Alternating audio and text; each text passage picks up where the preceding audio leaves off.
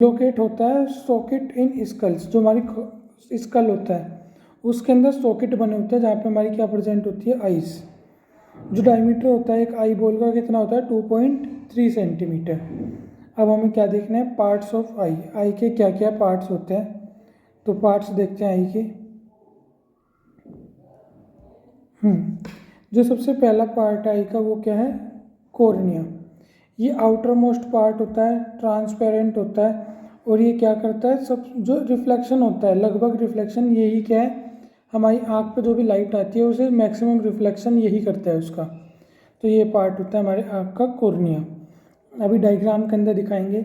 जैसे ये जो हमारे सबसे ऊपर वाली जो लेयर है ये हमारी क्या है, कॉर्निया। यही रिफ्लेक्शन कर देती है लगभग सारा। फिर क्या आता है, लेंस। ये क्या है, एक फाइब्रस स्ट्रक्चर होता है जेली लाइक मटेरियल का बना हुआ, और ये क्या है, फोकस प्रोवाइड करता है। और क्या फॉर्म करता है, रियल और इन्वर्टेड इमेज फॉर्म करता है रेटिना के ऊपर। रेटिना वो जगह है या वो पर्दा है जहाँ पे इमेज बनती है। और जो हमारे लेंस है, कौन सा लेंस होता है, दो तरह के लेंस पढ़े हुए हैं हमने लाइट चैप्टर में, कनकेव और कॉन्वेक्स दो तरह के होते हैं। तो एक कन्वेक्स लेंस होता है, और कन्वेक्स लेंस को, जो कन्वेक्स लेंस है ये लाइट को क्या है, कन्वर्स करके रेटिना पे इमेज फॉर्म करता है उसकी। तो ये भी हमें पता होना चाहिए। कन्वेक्स लेंस का डायग्राम अगर किसी को याद हो, इस तरह के डायग्राम को क्या बोलते हैं, कन्वेक्स। इसका क्या काम होता है, ये कन्वर्जिंग लेंस भी बोलते हैं इसे, कन्वर्जिंग। फिर हमारा क्या आता है, प्यूपिल। ये डायग्राम देख लेते हैं। जो हमारा लेंस है उसका डायग्राम क्या है हमारा, ये वाला, ये हमारा जो लेंस है। और रेटिना क्या है, जो ये हमारी ये वाली लेयर है अंदर वाली, इस लेयर को बोलते हैं रेटिना। फिर यहाँ से लाइट रेज इसके ऊपर मीट करती है और यहाँ क्या बनती है, इमेज।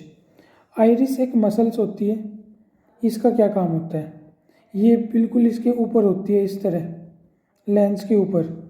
यहाँ पे दे रखा होगा आइरिस, ये रही, हाँ यही वाली, ये जो आउट ग्रोथ है ये वाली, ये मसल्स हैं आइरिस। इनका क्या काम होता है, ये डार्क मस्कुलर डायफ्राम जैसी होती है, कंट्रोल करती है प्यूपिल का साइज़। जो हमारी आँख है इसके अंदर प्यूपिल के साइज़ को कंट्रोल करती है। जब लाइट ज़्यादा होती है तो ये क्या है, इस तरह से यहाँ ये ओपनिंग छोटी कर देती है। जब लाइट कम होती है तो ये पीछे हट जाती है और यहाँ पे ओपनिंग क्या हो जाती है, ज़्यादा, जिससे लाइट ज़्यादा एंटर हो। हमें इस तरीके में ज़्यादा अच्छे से नहीं दिखेगी।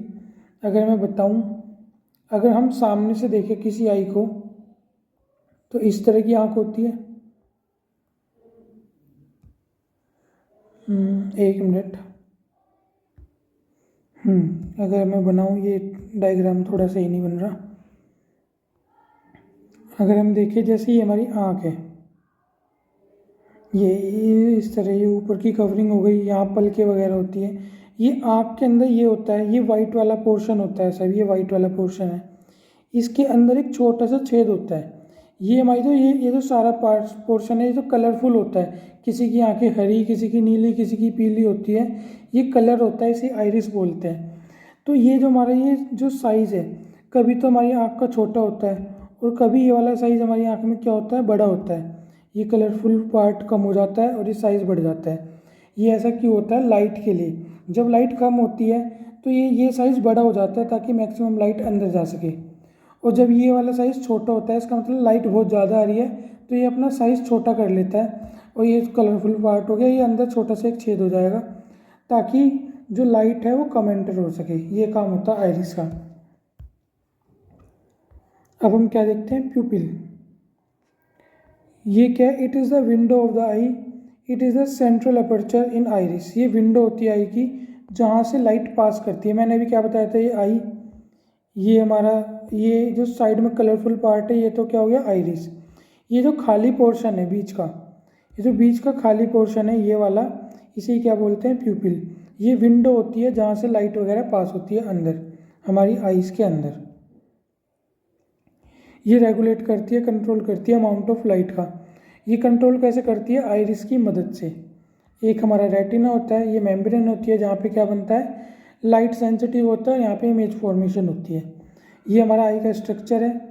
और ये कई बार पेपर में स्ट्रक्चर आके नेमिंग पूछ लेता है, नहीं तो आ जाता है कि ड्रॉ द स्ट्रक्चर ऑफ आई, तो आई का स्ट्रक्चर बना देना है। ये प्यूपिल हो गया, आइरिस, कॉर्निया, एक्वस ह्यूमर जो लिक्विड होता है यहाँ पे उसे क्या बोलते हैं, एक्वस ह्यूमर। जो यहाँ पे लिक्विड होता है उसे बोलते हैं विट्रस ह्यूमर। ये जो पीछे नर्व जा रही है इसे ऑप्टिक नर्व बोलते हैं। एक ब्लाइंड स्पॉट होता है जहाँ पे इमेज फॉर्म्ड नहीं होती। बाकी एक येलो स्पॉट होता है रेटिना जहाँ पे इमेज बनती है। आई लेंस बता चुका मैं। सिलियरी प्रोसेस, सिलियरी प्रोसेस ये होता है कि जब भी हमें प्यूपिल का साइज़ बड़ा करना है तो जो ये जो सिलियरी मसल्स हैं ये कॉन्ट्रैक्ट होंगी तो प्यूपिल का साइज़ बढ़ जाएगा, जब रिलैक्स होंगी तो प्यूपिल का साइज़ छोटा हो जाएगा। और ये सिलियरी बॉडी हो गई। ये स्ट्रक्चर ऑफ आई है, ये आपको पेपर में बनाना पड़ सकता है अगर पेपर में आ जाए तो। अब एक पॉइंट होता है फार पॉइंट और नियर पॉइंट। तो जितनी दूर तक हम देख सकते हैं वो हमारा क्या होता है, फार पॉइंट होता है। तो हम तो पता नहीं बहुत देख सकते हैं, चांद सूरज भी देख लेते हैं हम, तो इसकी तो हम गुना भाग या इसका डिस्टेंस तो नहीं निकाल सकते। इसलिए जो मैक्सिमम डिस्टेंस जहाँ पे एक ऑब्जेक्ट देखा जा सकता है क्लियर, उसे बोलते हैं फार पॉइंट। तो नॉर्मल इंसान के लिए फार पॉइंट कितना होता है, इन्फिनिटी। एक होता है नियर पॉइंट और लीस्ट डिस्टेंस। अगर हम पास से पास, कितने पास से कोई ऑब्जेक्ट क्लियर देख सकते हैं। अगर आप अपनी आँख के जस्ट पास, जैसे ये आपकी आँख है इधर को देख रही है, अगर मैं इसके जस्ट पास में कोई भी कॉपी की तरह रख दूँ और कहूँ कि पढ़ो इतनी पास से, तो आपकी आँख पे बहुत ज़्यादा स्ट्रेन पड़ेगा, जोर पड़ेगा और आप पढ़ भी नहीं पाओगे। एक मिनिमम दूरी चाहिए होती है जहाँ से इंसान बिना आँखों में दर्द के और क्लियर इमेज देख के पढ़ सकता है, तो उसे ही बोलते हैं नियर पॉइंट। वो बिंदु जहाँ कोई भी इंसान बिना स्ट्रेस के पढ़ सकता है और नॉर्मल देख सकता है। तो जो मिनिमम डिस्टेंस है नॉर्मल इंसान के लिए 25 सेंटीमीटर होता है। और ये जो रेंज है नियर और फार पॉइंट की वो कितनी है, 25 सेंटीमीटर से लेके इन्फिनिटी। पास से पास सिर्फ 25 सेंटीमीटर, दूर से दूर इन्फिनिटी नॉर्मल इंसान देख सकता है। पेपर में आ जाता है कि एक इंसान है, उसे पास का वो उसके लिए नियर पॉइंट क्या होगा जहाँ से वो क्लियरली कोई ऑब्जेक्ट देख सकता है, तो क्या होगा वो 25 सेंटीमीटर। और एक पर्सन के लिए फार पॉइंट क्या होगा, अगर वो नॉर्मल एक एडल्ट है तो हम क्या बोल देंगे, इन्फिनिटी। एक होता है एकोमोडेशन। एकोमोडेशन क्या होता है, ये एबिलिटी होती है आई लेंस की जो अपना फोकल लेंथ क्या करती है, एडजस्ट करती है, इसे क्या बोलते हैं, एकोमोडेशन। और फोकल लेंथ एडजस्ट करने से हमें कैसी इमेज मिलती है, क्लियर। क्योंकि हमारी आई के अंदर अभी हमने 2 मिनट पहले ही पढ़ा क्या होता है, एक कन्वेक्स लेंस होता है। तो इसकी तो एक फोकल लेंथ होगी, ये उस फोकल लेंथ पे आके ही तो एक फिक्स इमेज बना पाएगा, क्लियर। लेकिन कभी ऑब्जेक्ट हम दूर रख रहे हैं, कभी पास रख रहे हैं, तो इस लेंस को भी बार बार चेंज होना पड़ता है। चेंज होना पड़ता है फोकस बनाने के लिए, क्लियर इमेज देखने के लिए। इसलिए जो इसकी पावर है अपनी फोकल लेंथ को चेंज करने की, उसी क्या बोला जाता है, एकोमोडेशन। ये तो हम नॉर्मल इंसान की बात होगी। अब हम बात करते हैं एक बीमारी या एक डिसऑर्डर बोल सकते हैं, वैसे ये कोई बीमारी नहीं है, ये एक डिसऑर्डर मान सकते हैं फिलहाल, करेक्टनेस नहीं है जो, नियर साइटेडनेस जिसे मायोपिया बोलते हैं। इसका नाम नियर साइटेडनेस है, बस इसका मतलब ये समझो, बस नियर का ही दिखता है और कुछ दिखता नहीं है। तो मायोपिया पर्सन क्या है, can see clearly near by object but can not see distant object. ये पास का तो देख सकते हैं साफ साफ, लेकिन दूर का नहीं देख सकते। जो इमेज है वो कहाँ बन जाती है, रेटिना से पहले ही बन जाती है। अब यहाँ डायग्राम होगा, ये जैसे हमारा ये जो रेटिना है ये वाला, इससे पहले ही इमेज बन जाती है इस केस में, मायोपिया के केस में। और फार पॉइंट के मायोपिक पर्सन का क्या होता है, इन्फिनिटी से आगे आ जाता है। नॉर्मल इंसान का तो इन्फिनिटी है, इनका इन्फिनिटी से आगे होगा जहाँ तक कि क्लियरली देख सकते हैं। ये होता है मायोपिया के अंदर। इसका दूसरा नाम नियर साइटेडनेस भी होता है। इसके कारण क्या होता है, एक तो excessive curvature of eye lens, eye lens का एक्सेसिव कर्वेचर होना एक वो इसका कारण है। एक इलोंगेशन ऑफ आई बॉल, जो आई बॉल है उसका फैल जाना भी इसका क्या है, कारण है।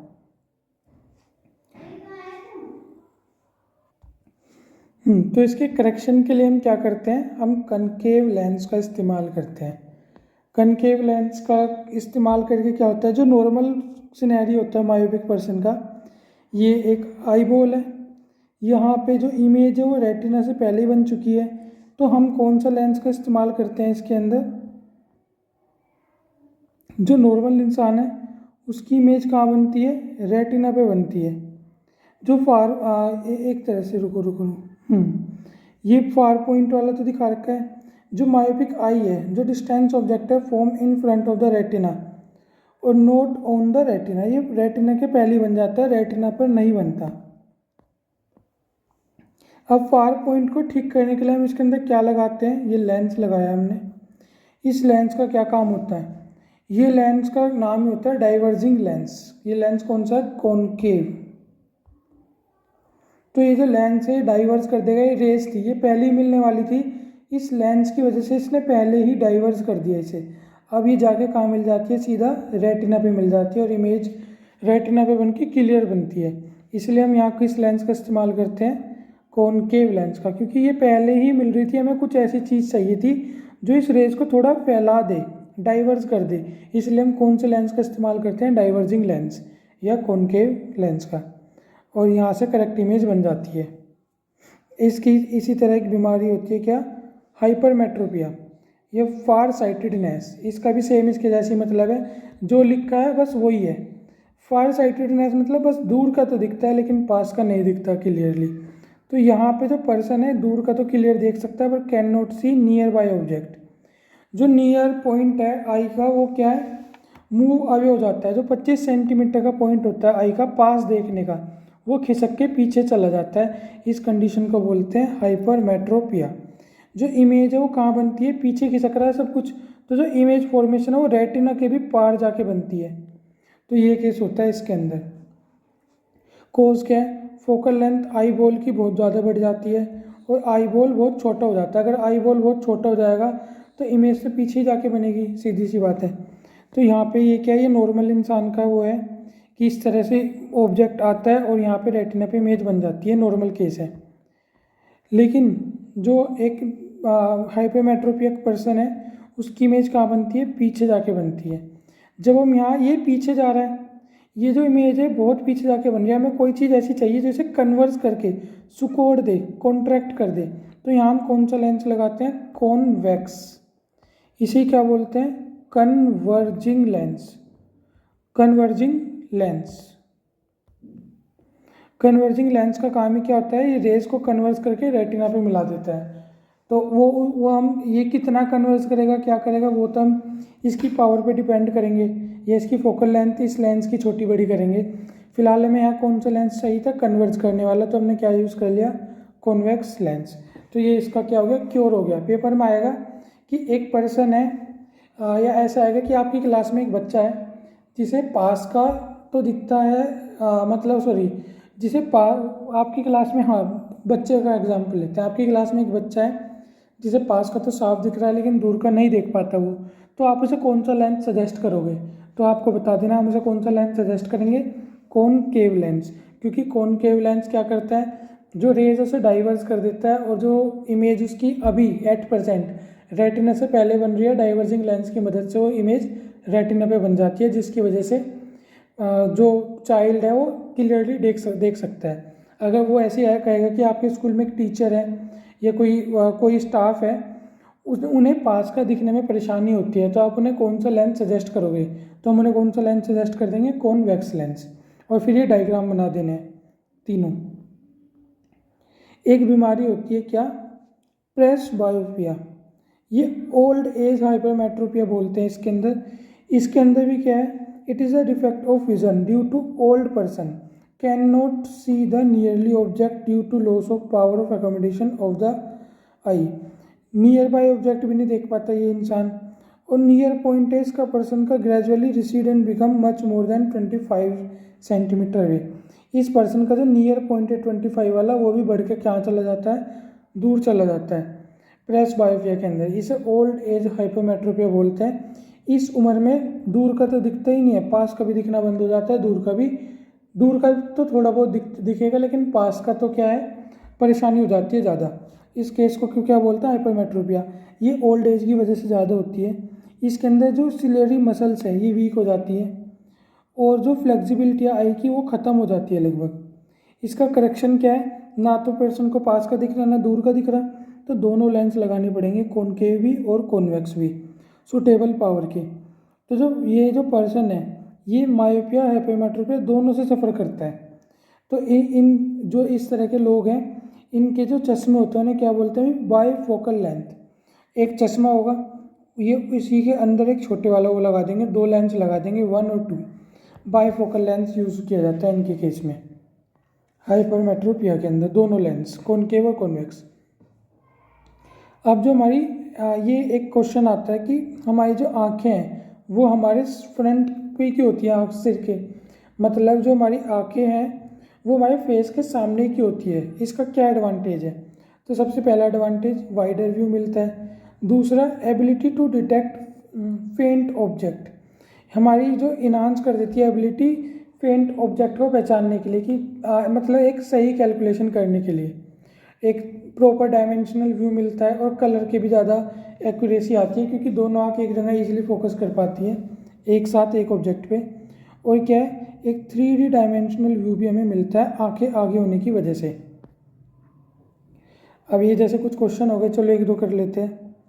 What type of lens is use to correct hypermetropia? Hypermetropia के अंदर कौन सा लेंस यूज होगा? तो अभी हमने पढ़ा था हाइपरमेट्रोपिया के अंदर कहाँ बनता है, वो पीछे बनती है इमेज रेटिना से। तो हमें कुछ ऐसा चाहिए जो कन्वर्ज कर दे, और कन्वर्ज करने के लिए हमारा कौन सा लेंस होता है, कॉन्वेक्स लेंस। तो इसके लिए हम कौन सा लेंस करेंगे, convex.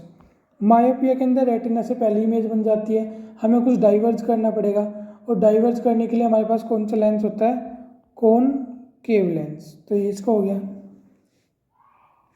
Name the defect of the vision in which eye lens lose its power of accommodation due to old as.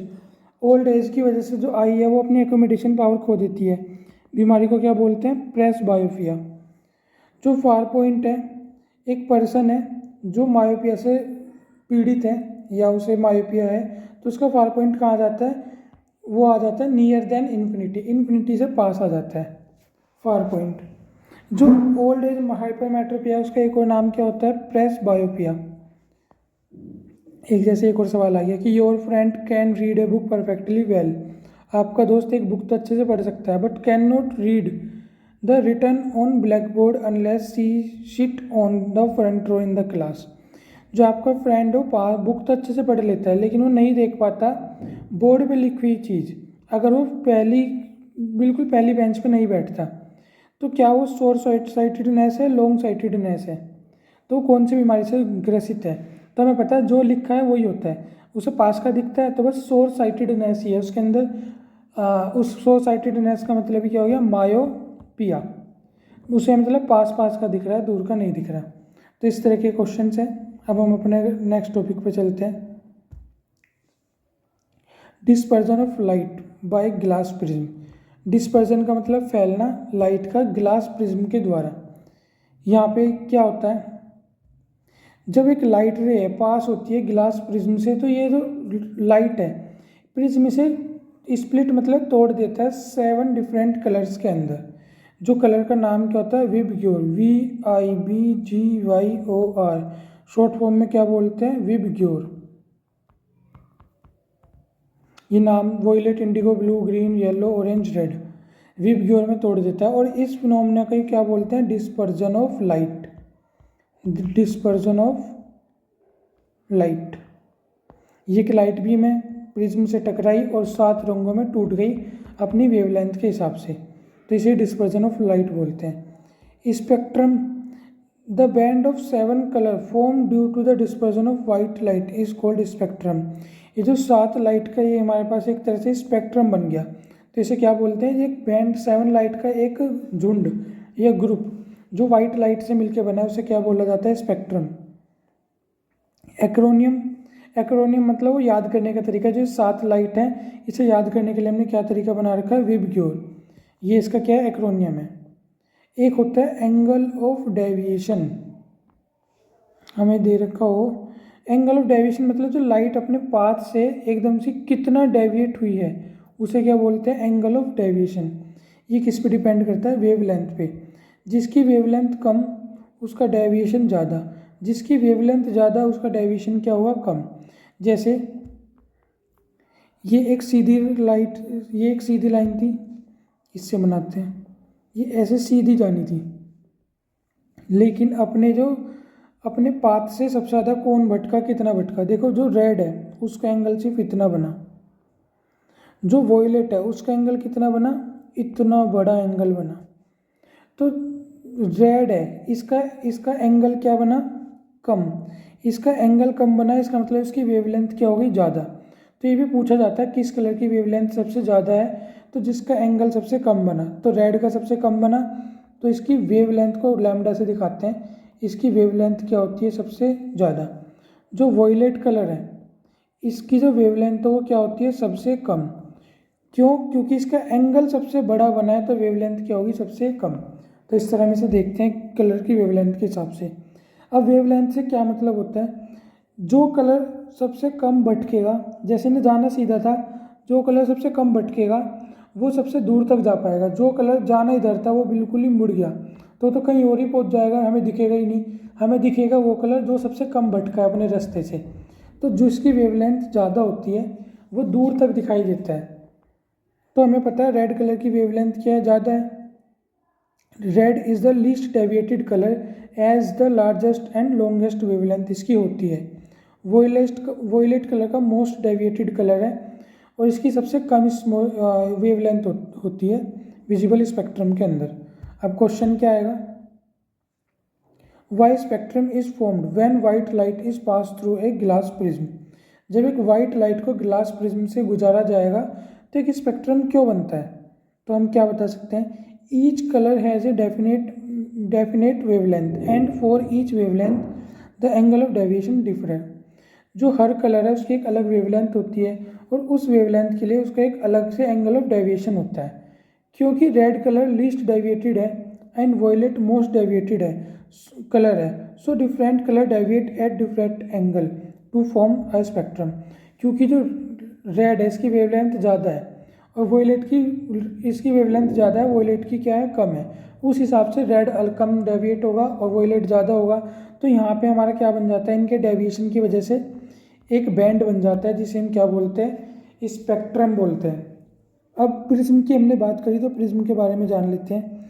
ये एक पिरामिडल पीस है गिलास का with 2 triangular base and 3 rectangular lateral surface. इसके अंदर 2 ट्रायंगल बेस होते हैं। जैसे एक ट्रायंगल है, ऐसे समझो एक ट्रायंगल बनाया मैंने, यहाँ पे एक खंभा यहाँ लगा दिया, एक खंभा यहाँ, एक यहाँ, 3 खंभे लगाए और इसके ऊपर एक और ट्रायंगल मैंने लगा दिया। तो ट्रायंगल तो कितने हो गए मेरे पास, 2 हो गए। और यहाँ जो एक खंभा लगा था, 1 2 3, इस तरह हमारे पास ये क्या बन गए, हमारे पास 3 ही रेक्टेंगल बन गए। यहाँ से खंभा लगा, ये इस तरह चकोर, एक यहाँ, एक यहाँ, एक यहाँ, तो 3 रेक्टेंगुलर बेस हो गए और 2 ट्रायंगुलर बेस हो गए।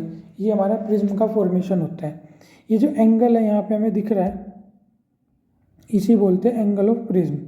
ये बड़ा और छोटा इस एंगल पे डिपेंड करता है प्रिज्म का। तो angle between 2 adjoining lateral surface is known as angle of prism. Reflection through glass prism. Glass prism से रिफ्लेक्शन कैसे होता है, जो ऐसे अभी मैंने बताया था, एक रेज है, ये इंसिडेंट रे है, ये इस तरह जा रही है। ऐसे जाना तो कहाँ चाहिए था, सीधा, लेकिन आपको पता है यहाँ पे मीडियम कौन सा है, रेयर, यहाँ पे डेंसर।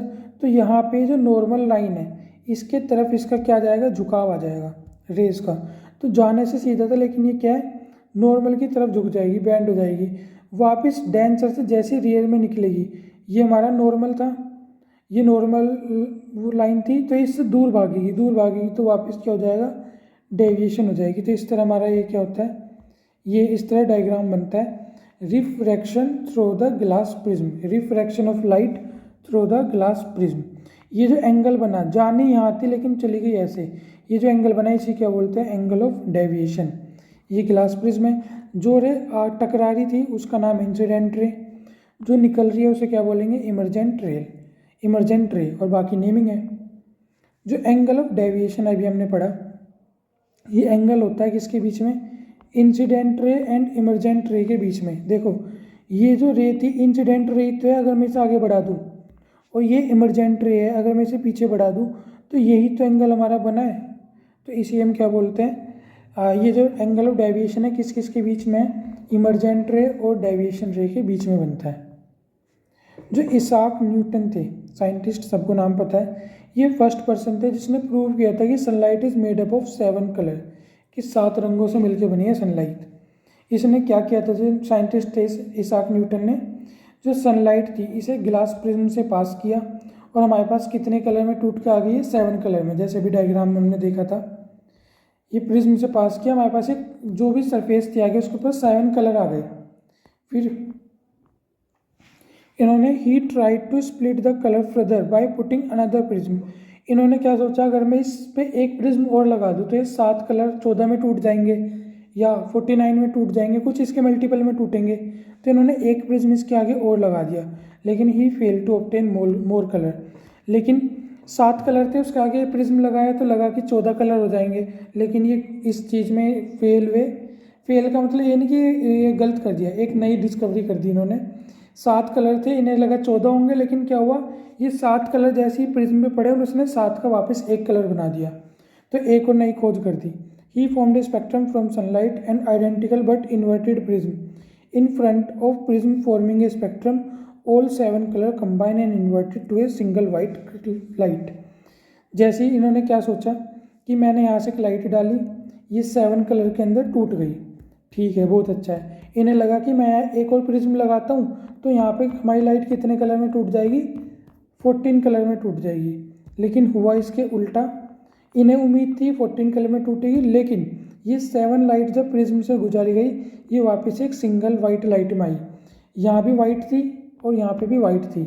इसका मतलब इन्होंने कंक्लूड किया, एक प्रिज्म एक लाइट को 7 कलर में तोड़ सकता है और 7 कलर की लाइट को एक सिंगल वाइट कलर में कन्वर्ट कर सकता है। ये काम कौन कर सकता है, प्रिज्म। तो यहाँ से इनका कंक्लूजन निकला। What is referred as white light. White light से क्या मतलब है, any light that form a spectrum similar to that of sunlight is referred to as white light. जो भी लाइट है कि इस तरह का स्पेक्ट्रम बना दे जैसे सनलाइट ने बनाया, उस लाइट को हम क्या बोलते हैं, वाइट लाइट बोलते हैं। वाइट कोई खास कलर नहीं होता। एक वो आता है हमारे पास टॉपिक, मान लो टोटल इंटरनल रिफ्लेक्शन। जब लाइट है एंटर होती है ओब्लिगली मतलब एक टेढ़ी तिरछी उसमें, from a denser medium to rare medium, the angle of incident exceeds critical angle, the light reflect into the denser medium and this is called angle of reflection. ये एक डेंसर मीडियम है, rare medium है, इस तरह आगे इस तरह जाती है लाइट, ये नॉर्मल होता है। जैसे जैसे मैं एंगल बढ़ाता हूँ ऐसे ऐसे क्रिटिकल एंगल बढ़ता जाता है, ये इसे बोलते हैं क्रिटिकल एंगल। ये लाइट गई इस तरह डेविएट होके आई, तो ये हमारा क्रिटिकल एंगल है। जैसे जैसे मैं ये इसकी तिरछापना बढ़ाऊंगा तो यहाँ पे क्या है, ये एंगल बढ़ता जाएगा। ठीक है। जब हम इसे इस एंगल पे डालें कि बिल्कुल क्या 90 डिग्री के एंगल पे रिफ्लेक्ट हो जाए, जैसे ही मैं इससे थोड़ा सा भी एंगल बढ़ाऊंगा तो ये वापस रिफ्लेक्ट बैक हो जाएगी, रेयर मीडियम से वापस रेयर में चली जाएगी, डेंसर में एंटर ही नहीं करेगी। तो इस केस को क्या बोलते हैं, टोटल इंटरनल रिफ्लेक्शन।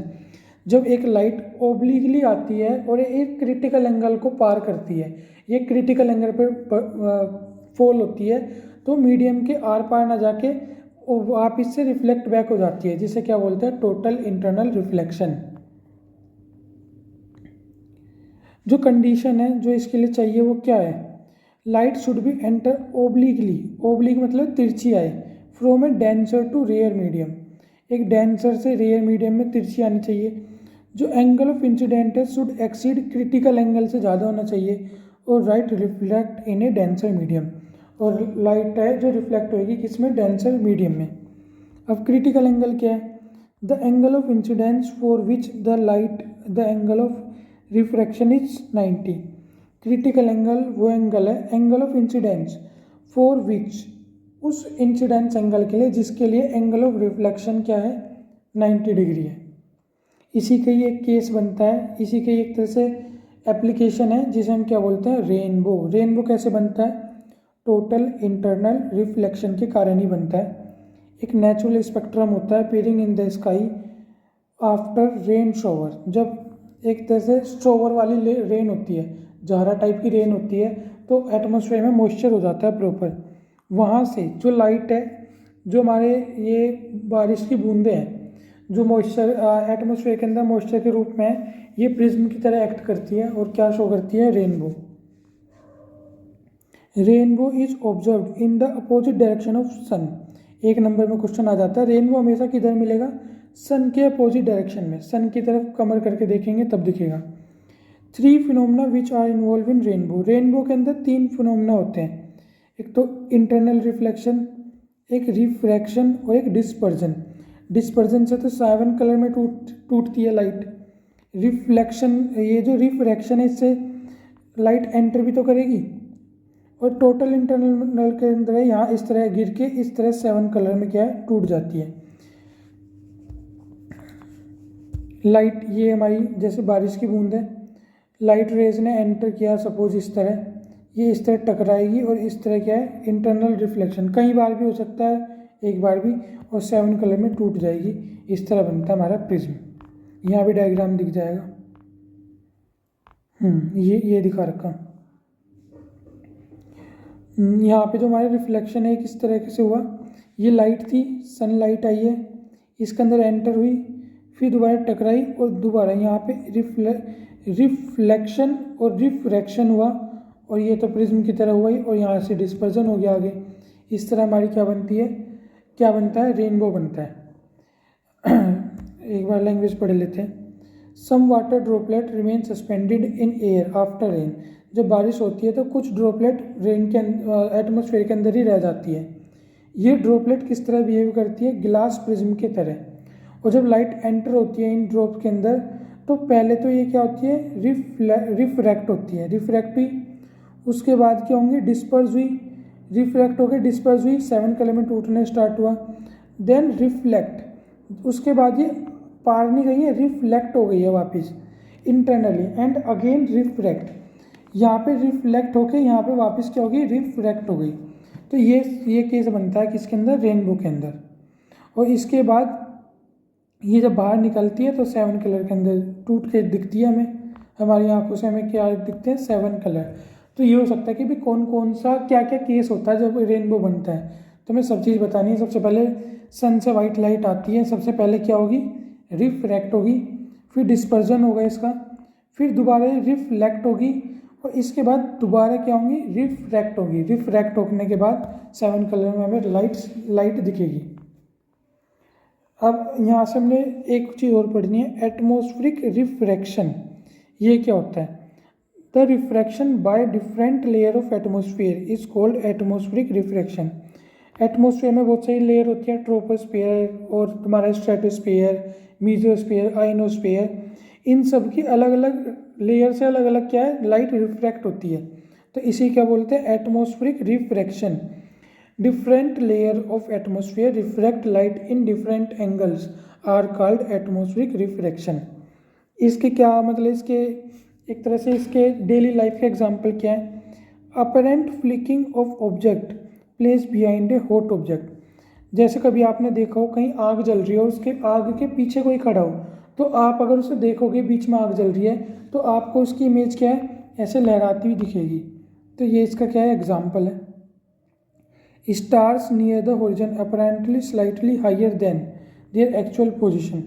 जो स्टार हैं जो होरिजन पे प्रेजेंट होते हैं वो स्लाइटली हायर होते हैं अपनी पोजीशन से, जितने वो दूर हैं उससे थोड़ा पास ही हमें लगते हैं। Advance sunrise and sun delay, जो हमें दिखता है सूरज उगने से पहले ही और सूरज उगने के बाद भी 2 मिनट तक रहता है, वो भी किसका एग्जाम्पल है, इसका एटमॉस्फेरिक रिफ्रैक्शन का। और जो स्टार है वो ट्विंकलिंग करते हैं, ये भी इसका एग्जाम्पल है इसी का ही। अब एक एक करके हम देख लेते हैं कैसे होता है। तो सबसे पहले हमने क्या पढ़ा कि ऑब्जेक्ट है जो हॉट सरफेस के पीछे रहता है वो फ्रिकलिंग दिखता है, लहराता हुआ दिखता है। ऐसा क्यों होता है, the air above hot surface become hot. जो हॉट सरफेस है उसके आगे की हवा गर्म हो जाती है और ऊपर उठ जाती है। जो स्पेस है ऑक्यूपाइड हो जाता है किसके द्वारा, ठंडी हवा के द्वारा, कूल एयर। जो रिफ्रैक्टिव इंडेक्स है हॉट एयर का वो कम होता है कूल एयर से। So the physical conduction of the medium are not constant. जो फिजिकल कंडक्शन है मीडियम का, बीच में हवा है, हॉट कोल्ड से बार बार चेंज हो रही है, तो due to changing of refractive index of medium the light apparently to become different direction. बार बार मीडियम चेंज हो रहा है, हवा गर्म हो रही है, उठती जा रही है, नीचे ठंडी आ रही है, तो बार बार जो बीच में लाइट रे है वो अलग अलग मीडियम से होके जा रही है, कभी रेयर कभी डेंसर, कभी रेयर कभी डेंसर, जिस वजह से हमें जो पोजीशन है उसकी कैसी लगती है, फ्लक्चुएशन वाली पोजीशन लगती है। मेरे ख्याल से आसान ही समझ आ गया होगा। आग लगी हुई है कहीं पे, तो यहाँ की जो हवा है कभी ठंडी कभी गर्म हो रही है, और जब लाइट रेस में पास हो रही है तो कभी तो यहाँ डेंसर मीडियम है, कभी रेयर मीडियम है। इसकी वजह से जो ऑब्जेक्ट जो रेज है कभी ऐसे रिफ्लेक्ट हो रही है कभी ऐसे, तो इमेज भी कभी इस तरह बनती है कभी इस तरह बनती है, तो फ्लक्चुएटेड होती है इमेज। एक ही होता है star when see near the horizontal apparently, जो स्टार है नियर द हॉरिजॉन्टल होते हैं वो दूर लगते हैं अपनी एक्चुअल पोजीशन से। ऐसा क्यों, वो भी यहाँ पे दिखा रखा है। ये हमारी आँख है, यहाँ पे भी हमारा क्या एटमॉस्फेयर है, अलग अलग इसके रिफ्लेक्शन होते हैं, रिफ्लेक्शन होके लाइट हमारी आँख पे आती है, हम तो सीधे ही देखते हैं, तो जब हम देखते सीधा है तो हमें इसकी पोजीशन क्या लगती है, दूर। ये पास में है, रिफ्रैक्ट हो के यहाँ पर आती है, और यहाँ की वजह से हमें कहाँ दिखता है, दूर दिखता है। अगर हम इसका आंसर लिखेंगे तो कैसे लिखेंगे, जो रिफ्रैक्टिव इंडेक्स है अर्थ एटमॉस्फेयर का वो जनरली इंक्रीज होता है फ्रॉम टॉप टू बॉटम। जो रिफ्रैक्टिव इंडेक्स है टॉप से बॉटम के अंदर क्या है, जनरली इंक्रीज होता है, नीचे डेंसिटी ज़्यादा होती है ऊपर कम होती है। सो जो लाइट है light coming from star near the horizon has to travel from rare to denser medium. जो लाइट है उसे हर बार रेयर से डेंसर मीडियम में आना पड़ता है, बीच में ये नॉर्मल रे खींच रखी है, रेयर से डेंसर, तो ये क्या है, बैंड होती चली आती है। और जब हम देखेंगे, हम तो सीधा देखेंगे तो भी हमें क्या है, ये बैंड होती आ रही है, जब हम इसे सीधा देखेंगे तो भी हमें क्या लगता है, दूर लगता है। तो वही केस इसके अंदर यहाँ हमें दे रखा है। एडवांस सनराइज, यहाँ पे भी सेम केस है, जो सन है appear about 2 minute earlier than actual sunrise. जो एक्चुअल सनराइज से 2 मिनट पहले हमें सनराइज दिख जाता है। सेम केस सनसेट के उसमें भी होता है, 2 मिनट बाद तक हमें दिखता है सनसेट छिपने के बाद भी। तो when the sun below horizon, जब सन होरिजन से नीचे होता है तो क्या होता है, जैसे सनसेट की बात करते हैं, होरिजन से नीचे है, तो rays have pass through rare to denser medium, ये रेयर से डेंसर मीडियम में ट्रैवल कर रही है, तो बैंड हो के हमें कहाँ दिखती है, हमारी आँख तक आती है। फिर हम सीधा देखते हैं तो हमें सन कहाँ दिखता है, ऊपर दिखता है, मतलब अभी सूरज राइज नहीं हुआ फिर भी हमें ऊपर दिख जाता है। सनसेट के दौरान भी क्या होता है,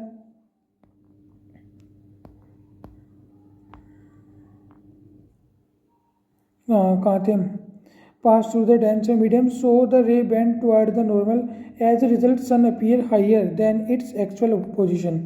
इसी तरह जैसे सनसेट का टाइम हो गया, वापस सन था यहाँ, ये अभी हमारा सन ऊपर है, जैसे हमारा सन सेट हो गया वापस से जो लाइट ट्रैवल करेगी हमारी आंखों में आएगी रेयर से डेंसर मीडियम में। हमें पता है रेयर से डेंसर मीडियम में आते ही जो लाइट है नॉर्मल की तरफ बैंड होती है, तो बैंड हो के हमारी आँख में आएगी, फिर हम सीधा देखेंगे तो हमें 2 मिनट बाद तक भी सन कहाँ दिखेगा, ऊपर ही दिखेगा निकला हुआ। तो इसलिए बोलते हैं सनसेट और सनराइज के 2 मिनट बाद और पहले तक हमें सन दिखाई देता है। अगला क्या है, ट्विंकलिंग ऑफ स्टार। ट्विंकलिंग का मतलब क्या हो गया, तारों का टिमटिमाना। जो स्टार्स होते हैं ये फार फ्रॉम सन, सन क्या हमारे से भी, ये जो स्टार्स है बहुत दूर होते हैं हमारे से, ये बिहेव करते हैं point source of light, light का point source. Since the physical condition of earth atmosphere are not constant, जो अर्थ का एटमोसफेयर है कॉन्स्टेंट तो यानी गैसेज है इसके चारों ओर, तो मूव करती रहती है, रेयर डेंसर मीडियम या जनरेट होता है। तो जो लाइट है appear to be come from different direction, जो जैसे लगातार एटमोसफेयर मूव कर रहा है तो लाइट को भी रिफ्रैक्ट होना पड़ता है लगातार, जिसकी वजह से क्या फ्लक्चुएशन आता है वापस स्टार की पोजीशन में। जैसे हमने देखा था ना हॉट ऑब्जेक्ट के अंदर गर्म, जहाँ आग लग रही थी वहाँ से हवा गर्म होती है ऊपर उठती है ठंडी आती है, तो वहाँ भी मीडियम चेंज हो रहा है बार बार, जिसकी वजह से ऑब्जेक्ट फ्लक्चुएट होता लगता है। सेम केस स्टार के केस में, स्टार से जब लाइट आती है हमारे अर्थ के एटमॉस्फेयर के अंदर, क्योंकि वो बहुत दूर है, पॉइंट सोर्स ऑफ एनर्जी से लाइट आ रही है, और जो एटमॉस्फेयर है वो लगातार मूव हो रहा है, इसकी वजह से हमें स्टार की पोजीशन भी बार बार अलग अलग दिखती है, जिसे हम अलग अलग या कम, कभी लाइट ज़्यादा आती है हमारी आंखों में कभी कम आती है, जिस वजह से हम इसे क्या बोलते हैं, ट्विंकलिंग ऑफ स्टार। जो अमाउंट ऑफ लाइट है हमारी आंखों में आ रही है ये वेरी करती है, चेंज होती है रिफ्रैक्शन की वजह से, जिसकी वजह से हमें स्टार क्या ट्विंकलिंग करते हुए दिखते हैं। The star appear bright when more light come in our eye and the star appear dull when less light come in our eye. Both these effects are responsible for twinkling of light. एक case और होता है scattering effect. Scattering effect क्या है? Spreading of light in various direction are called various direction by colloid particles. Colloid particles की वजह से जो लाइट है, इसके जो एक तरह से पार्टिकल है, ये सारी डायरेक्शन में फैल जाते हैं, इसे क्या बोलते हैं? Scattering of light. ये भी क्या है? इन्वर्सली प्रोपोर्शनल होती है वेवलेंथ के। इसके अंदर हमारा आता है Tyndall effect. When light pass through a colloidal when light pass through a colloid it path become visible, this is called Tyndall effect. जब किसी कोलाइड से टकरा के लाइट जाती है तो इसका पाथ हमें कैसा होता है? विजिबल दिखता है। इसे ही क्या बोलते हैं? टिंडल इफेक्ट बोलते हैं। इसका एग्जाम्पल से बहुत ज़्यादा क्लियर होगा। Path of light become visible when light enter in a dark and dusty room through a silt of ventilator. ये क्या कह रहा है? मान लो कोई अंधेरी, ये कोई कमरा है, बंद कमरा है, यहाँ पे एक मैं छोटी सी खिड़की या कोई छेद कर दूँ, यहाँ से जो लाइट आएगी ना, हमें वो लाइट का पाथ रास्ता दिखेगा बिल्कुल, तो इसे हम क्या बोलेंगे? टिंडल इफेक्ट है। ये जो लाइट है, ये इसका पाथ विजिबल हो रहा है। जो पाथ है लाइट का become visible when light passes through a dense canopy tree into the forest. किसी घने जंगलों में जहाँ ऊपर पेड़ ही पेड़ है, वहाँ से जो सूर्य का प्रकाश छन के आता है, वहाँ पे हमें क्या दिखती है? लाइट का पाथ दिखता है, विजिबल होता है। ये भी क्या है? टिंडल इफेक्ट के एग्जाम्पल होता है। इसका और भी देखें, the colour of scattered light depend on the size of scattered particle. जो स्कैटरिंग लाइट है, इसका कलर स्कैटरिंग पार्टिकल पे भी डिपेंड करता है। If the particle are very fine, अगर पार्टिकल बहुत ज़्यादा फाइन है, the scatter mainly the blue colour of light. अगर साइज बहुत छोटा है पार्टिकल्स का, तो हमें जो दिखेगा कलर, वो हमें लाइट का किस तरह का दिखेगा? ब्लू या वोयलेट टाइप का दिखेगा, क्योंकि इसकी वेवलेंथ क्या होती है? शॉर्ट। अगर मीडियम साइज़ के पार्टिकल हैं तो रेड कलर का दिखता है। इवन लार्ज साइज़ के पार्टिकल हैं, all the colour of light that is why appear white. अगर साइज़ बहुत ज़्यादा है तो सारी कलर लाइट के आएंगे, जिसकी वजह से हमें किस तरह का दिखेगा? वाइट कलर का दिखेगा। यहाँ से आता है wavelength of red colour is about 1.8 time of blue colour. हमें पता है वेवलेंथ रेड की सबसे ज़्यादा होती है और ब्लू की या वॉयलेट की कम होती है, तो रेड की 1.8 टाइम्स ज़्यादा होती है ब्लू के मुकाबले। अभी कुछ बहुत इंपॉर्टेंट सवाल है जो चैप्टर में आते हैं। Why danger sign are made up of red colour. Red colour से डेंजर साइन क्यों बनाए जाते हैं? क्यों? इस रेड कलर है, इसकी वेवलेंथ सबसे ज़्यादा होती है, इसकी वेवलेंथ सबसे ज़्यादा होती है, इसकी वजह से लीस्ट स्कैटर्ड होता है, इसलिए बहुत ज़्यादा फैलता नहीं है। और फॉग स्मोक के अंदर भी ये ईजिली देखा जा सकता है लंबे डिस्टेंस तक, इसलिए डेंजर साइन को रेड कलर से बनाया जाता है। एक ही आता है कि स्काई का कलर हमेशा ब्लू ही क्यों दिखता है? जो अपर लेयर है एटमॉस्फेयर की, उसके अंदर बहुत छोटे छोटे पार्टिकल होते हैं, वाटर के और गैस वगैरह के, तो ये पार्टिकल इस लाइट को क्या करते हैं? स्कैटर्ड करते हैं। और हमें पता है, अभी हमने पढ़ा है कि अगर पार्टिकल का साइज़ बहुत छोटा है तो हमें किस तरह के कलर दिखता है? ब्लू। तो इस कारण जो हमें स्काई का कलर है वो क्या दिखता है? ब्लू कलर का दिखता है, क्योंकि इसकी वेवलेंथ क्या होती है? ब्लू देन जो ब्लू कलर है, इसकी वेवलेंथ वैसे तो कम होती है। Scattered of light shorter wavelength mainly blue but larger wavelength. ये क्या कह रहे हैं, इन्हें खुद नहीं समझ आ रहा क्या? जो पार्टिकल है more effectively in scattered of light of shorter wavelength. ये कह रहे हैं कि जो क्या नाम है, जो बड़ी वेवलेंथ वाले कलर है वो ज़्यादा स्कैटर्ड नहीं हो पाते, बिखर नहीं पाते। तो ब्लू और ब्लू के नीचे वाले जितने भी कलर हैं वो प्रॉपरली स्कैटर्ड होते हैं, और उसमें हमें क्या कलर दिखाई देता है? स्काई का ब्लू कलर दिखाई देता है। एक हमारा क्वेश्चन है, why does sky appear, how does the sky appear to an astronaut in the space और a passenger of jet plane flying in high altitude. एक एस्ट्रोनॉट है जो अंतरिक्ष में है, एक जेट प्लेन में उड़ने वाला पैसेंजर है, उसे स्काई किस कलर का दिखेगा? तो कैसा दिखेगा? ब्लैक या डार्क कलर का दिखेगा। क्यों? क्योंकि वहाँ तो स्कैटरिंग पॉसिबल ही नहीं है, इतनी हाई एल्टीट्यूड पे पार्टिकल्स है ही नहीं, तो स्कैटर्ड कहाँ से होंगे? जो क्लाउड है ये वाइट कलर के क्यों होते हैं हमने पता था, तो लार्ज पार्टी हमें पता है, अगर पार्टिकल छोटे हैं तो ब्लू कलर निकलता है स्कैटर्ड होके, अगर पार्टिकल का साइज़ बड़ा है तो कलर कौन सा निकलता है? वाइट निकलता है। क्यों? Large size of droplet all colour of light scattered होते हैं और हमें कैसे दिखते हैं? ब्लू कलर के वो दिखते हैं। जो सन है, what colour of sun appear, why colour of sun appear red during sunrise and sunset? Sunrise और सनसेट के दौरान जो सन है उसका कलर क्या है? हमें रेड क्यों दिखता है? क्योंकि वाइल सनराइज और सनसेट जो कलर ऑफ सन है and its surrounding appear red during sunset sunrise the sun is near horizon, therefore हम क्या कह रहे हैं, जब सनराइज और सनसेट के दौरान जो सन है वो होरिजन के पास होता है, इसे बहुत लंबा ट्रैवल करके आना होता है धरती तक हमारी आँख के लिए। तो बहुत लंबे ट्रैवल करने में कौन सी लाइट सबसे ज़्यादा ट्रैवल कर पाती है? जिसकी वेवलेंथ सबसे ज़्यादा होती है, और सबसे ज़्यादा वेवलेंथ किसकी होती है? रेड कलर की। इस वजह से जो सन है वो कैसा दिखता है? रेड कलर का दिखाई देता है। एक है कि जैसे स्टार तो ट्विंकलिंग करते हैं, प्लैनेट्स क्यों नहीं करते? तो क्यों? जो प्लैनेट्स हैं वो ज़्यादा क्लोज होते हैं अर्थ से एज़ कंपेयर टू स्टार।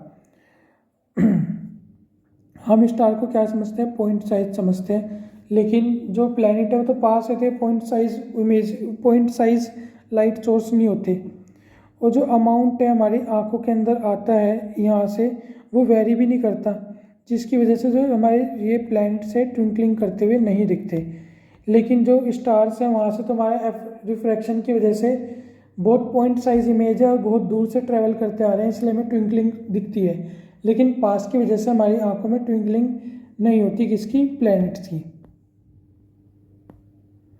ये हमारा चैप्टर यहाँ पे ख़त्म हुआ है, लास्ट क्वेश्चन था। ये जो हमारे लास्ट के क्वेश्चन है इंपॉर्टेंट है, एक बार आप इनके क्वेश्चन और आंसर धीरे से शांति से पढ़ लेना, सब समझ आ जाएंगे, आसान है। तो आज की वीडियो में इतना ही। Thank you so much.